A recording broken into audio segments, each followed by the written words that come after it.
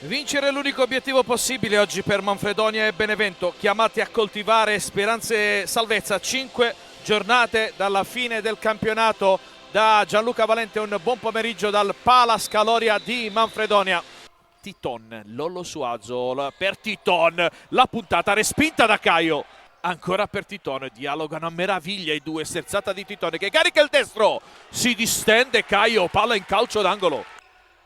Lucio di prima intenzione, deviazione, rete, si sblocca il risultato al Palace Caloria. Lucio direttamente da scarico da fallo laterale, mette dentro la rete dell'1-0. Innesca Ronaldo, è partito Ronaldo, sterzata di Ronaldo, in mezzo per André Ferreira, ancora Ronaldo e poi arriva Lucio, chiusura di Titon. Al più presto i propri compagni di movimento in gioco, Titon è già nella tre quarti campo avversaria. Puntata di Titon con il braccio distinto Caio, recupera palla Giannatasio che serve Canal, dalla distanza vola gli elmi, mentre è Mauro Canal ad andare a battere il calcio d'angolo. Puntata e la palla termina in rete, autogol di Elmi sulla puntata improvvisa di Mauro Canal e il Manfredonia si porta sul 2-0. Possiamo che attenerci all'interpretazione di Martina Piccolo. Colletta sotto la traversa, grandissimo gol messo a segno da Tommaso Colletta per il 2-1 Benevento. Gelve ci riesce, tiro respinto da Caio, è partito in contropiede Murgo, ancora Murgo con l'esterno per Canal, con il piede gli elmi, poi Gelve e la palla va fuori. Titon, bella palla per Lollo Suazo con la punta, Lollo Suazo nel palo più lontano per la rete del 2-2 e festeggia verso la nostra telecamera il 93. Ronaldo, l'imbucata in mezzo per Michele Murgo che la mette all'incrocio dei pali. 3-2 Vitulano, Dragstore, Manfredonia.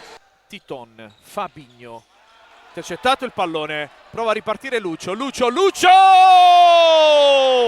Lo spagnolo fa doppietta personale, quella che vale il 4-2 Vitulano Dragstore. Quella che però è la prima infrazione commessa dal Benevento in questa ripresa.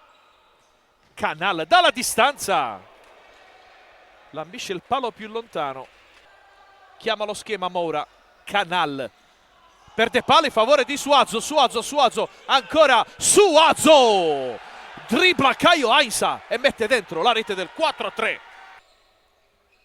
Si propone Titon, ma Volonino fa tutto da solo, grande giocata per Titon, uscita perfetta di Caio.